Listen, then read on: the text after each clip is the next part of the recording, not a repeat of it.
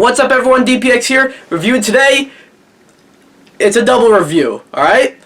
Barbie and Oppenheimer, that's right, I'm doing it. And yes, by the way, I did get a haircut before you ask. So, we're going to start off with Oppenheimer, start with the more dark and kind of depressing movie, and then end it with the palate cleanser. That's how I am doing it. At the time of recording, I haven't seen Barbie yet. I just got back from Oppenheimer. So I'm going to review Oppenheimer. Without further ado though, be sure to like, if you're subscribed, to hit the bell, leave a comment, or I will, I was trying to think of something to say that can kind of be a little reference to both movies, but I don't know how to do that, so just subscribe. This is a new Christopher Nolan movie, star-studded Christopher Nolan movie, and I'm a big fan of his movies, The Dark Knight, Interstellar, Inception, those are some of his movies. The worst his movies got were, Tenet and The Dark Knight Rises, movies that were just mid, But this one seemed very different, He doesn't usually do these rated R movies, first of all. This is a rated R movie. He doesn't make, this is also a 3-hour long movie, and also it's not, an action spectacle, It is a character study and a drama, with really no action at all. And despite there being no action at all, I actually found this movie to be very thrilling. In fact, I barely have any issues with it, if I'm going to be honest. First of all, you get Christopher Nolan tackling a very interesting story with a very interesting person, Oppenheimer himself, who invented the atom bomb, and, it's seen as a triumph, sort of, the way the movie's presented, it's presenting Oppenheimer and the rest of his team as, you want to root for him, and you want to root for all of them, but, then the movie stops to think about, this can end the whole world. And that kind of makes you somewhat, fearful just to be living on this earth, that there is, there's technology that has the chance to wipe out all of the earth, And I mean that as a good thing, I'm fairly confident that we're gonna be fine, but, the fact that, this movie made me realize, shit, there is, an actual item, that exists, that you can, that has the chance to kill everybody. That's not too many movies do that. But about the way they portray Oppenheimer, I also think is very interesting, as, he's kind of, on the one hand, seen as, this hero, someone who helped win the war, but they paint him as just not a very perfect, a very flawed person, really. For one, I mean, they paint him as, a womanizer, had many affairs with many women, and didn't treated none of them that well, really. And also, his family, he had a whole family, but he kind of put them as, it was kind of an afterthought to him. His work was more important, and his family was just oh, and that's just right there, And not to mention, you have, just this sense of dread throughout the movie, It's you're rooting for Oppenheimer and his whole team to make the bomb and to, win the war, help win the war, but at the same time, it's this sense of dread, because they're putting something out that, could end the whole world, I've dwelled on that quite a lot, but that's just a big thing, you know what I mean? But we also see the toll it took on Oppenheimer, We see exactly, what it did to him, and, it definitely, the way that was done was very good. Also, is it even worth mentioning the cast here? Because you have such a star-studded cast, and they're all great. Obviously, you have Cillian Murphy as Oppenheimer, who crushes it. And you have some other stars in the movie. Matt Damon's in it, and I really like the dynamic between him and Oppenheimer. His character in Oppenheimer. and the way that their relationship kind of grows throughout the movie, I thought was actually very well done. And there are other like big name actors who kind of just appear in the movie for like 4 minutes and just kind of disappear. It's almost like an extended cameo, and I mean that as a good way, in a good thing, in a good way. Fuck you, because it's like kind of. I don't want to call it stunt casting, because this is like stunt casting. I think can get a bit annoying. This is a good kind of stunt casting, and it doesn't take you out of it. I think the standout for me personally was Robert Downey Jr. It's easy to forget that he's actually like a really damn good actor, because he's just been playing Iron Man for so long, and he's great as Iron Man. But like he can act in like he can do a role like this, and he's great. And of course, there's also all the other Nolanisms, if you know what I mean. Kind of the story told a little. Not quite in order. You get some certain scenes and certain bits of information told to you at the beginning, and you don't really like understand what exactly like just happened. But then like throughout the movie, like not until the end of the movie, there's gonna be more stuff you find out about the scene you saw earlier. So, and that's just something Nolan does a lot, and he does it here, and he does it very well here. I think the way it was done in Tenet, for example, that's an example of, like, not quite the way you do it, but, like, most of his other movies, and especially in this one, it's done very well. And also, just like Christopher Nolan's movies, you have... I mean, the cinematography is great, the lighting, and I like the choice of lighting in certain scenes, especially where... you have the countdown for the bomb about to go off, where they make... I'm not going to tell you what the lighting is. I'm spoiling the lighting. Who cares, really? But it's very well done. And also, like, the sound, the sound design in the movie, like, again, when the bomb goes off.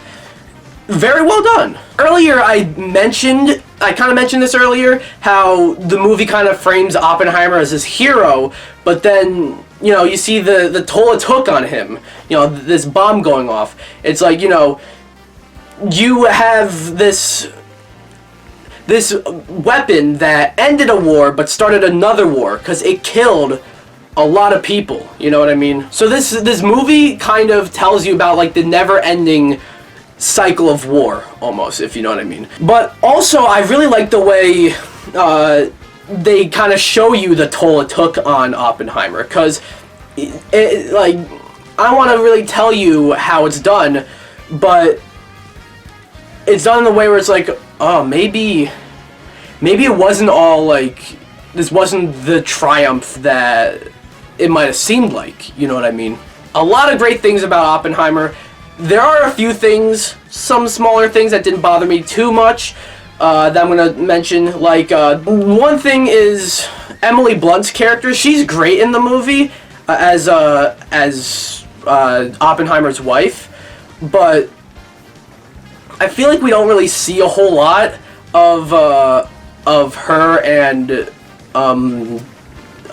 Oppenheimer together, And there's certain things that they establish that I'm not going to say they never revisit it, but they don't touch on it as much as, like, it feels like they should have. So Oppenheimer is yet another banger by Christopher Nolan, another triumph, This is obviously Christopher Nolan, like, probably aiming for an Oscar, and I think if this doesn't get nominated, I think that is, like, a major rob, So... yeah, with issues that I didn't even really care too much about, didn't bother me that much, I'm going to give Oppenheimer a 10 out of 10.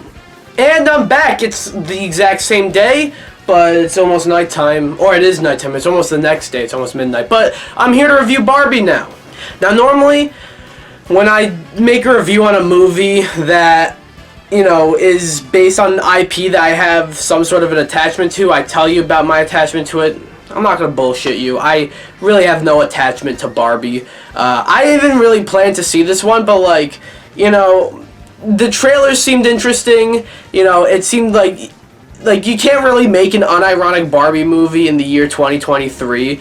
And also, just, I guess the meme of this and Oppenheimer coming out on the same day really did just, make me, I gotta do the double feature, But I watched this movie, and while it's not perfect, there are some issues I have with it.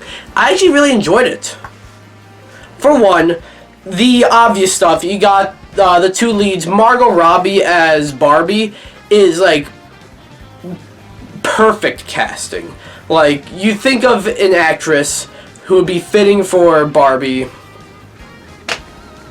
I mean, it's easy for me to say now that Margot Robbie is the perfect, would be the first one I would come up with, because she is now Barbie. But I feel like even before we found out that she was playing Barbie, like, you asked me who would play a live-action Barbie, I feel like I would say Margot Robbie.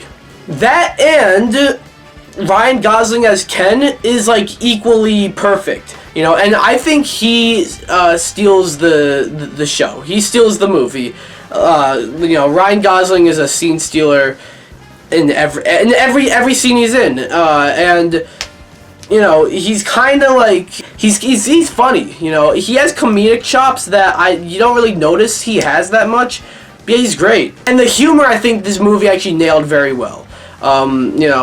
Some jokes kind of didn't land, but my theater, I was in a packed theater, and they laughed quite a lot. I also talked about earlier, Oppenheimer had a star-studded cast. This also has a star-studded cast. You have, obviously, Margot Robbie and Ryan Gosling, but also, like, so many other people in this movie. Like, Simu Liu is in the movie. You have Will Ferrell, Issa Rae. They're all in the movie. Michael Cera. They're all in the movie, and they're all great. Some have more to do in it than others, and I'll talk about that later, but when they get to be in the movie, they're great. And also, when you're in the Barbie land, you're in the Mattel sort of, like, the Barbie world, the fictional world. It looks like just a world made of, like, the Barbie toys, like the Barbie, all the Barbie merchandise made into an actual world. And I mean that as a good thing, There's a lot of pink in this movie, as you would probably imagine, but I feel like it's used very well. It all looks really good, and again, it's just very entertaining. And it also got very dark and philosophical, and like, in ways that, like, I kind of expected, just because that's what the trailer sort of, like, seemed like it was gonna dive into. But just how dark it gets a lot, and some of the jokes in there, like, they went really far with some of the jokes. I'm like, this is a kid's movie. It's not, though. It's like, it's PG-13, which is a little weird that you made a Barbie movie, and Barbie is, a toy line for little girls, and you made a movie that's not really for kids, but that's whatever. On its own merits, I think, there are many jokes in the movie that, like, are gonna go over a lot of kids' heads, but, like, older people, like adults, or I guess you can do DPX, you're not an adult. Legally I am, so shut up. Some stuff I understood, but and it's funny. A lot of the jokes were funny, I feel. Some of the jokes didn't quite land, though. Some of the stuff that didn't quite work for me, I feel like when we get into the real world, I feel like it kind of slows down. You know what I mean? Especially when we get to Will Ferrell. He's kind of like the CEO of Mattel. When we get to him and just all of his other, like, co-workers and stuff, all of his employees, it kind of just feels like, like, the one sequence where we meet them is fun and interesting, but it kind of feels like the movie just moves along and they're like catching up with the rest of the movie, and you know, it never felt funny with them like after that point, if you know what I mean. And kind of like earlier when I said it has a star-studded cast, it does, and everyone's great, but them having a star-studded cast here also means that there's a lot of characters, and there's like a lot of them that kind of don't really do much. You know, like I said, I liked Margot Robbie as Barbie, and I liked Ryan Gosling as Ken, and Michael Cera as Alan. I thought was pretty funny. You know, he didn't overstay his welcome. He appeared in a few scenes. You know, and he was used perfectly. But a lot of characters kept showing up every now and then. I'm like, all right, that's right, you're in the movie. When I originally walked out of it, I was like, you know, I enjoyed that. But to be honest, I'm not quite sure like how to review this movie. You know, so this one is significantly less long, significantly shorter than I guess my Oppenheimer review. I guess simply because Oppenheimer there's a lot more to that one. But also, I'm not the target demographic for this movie.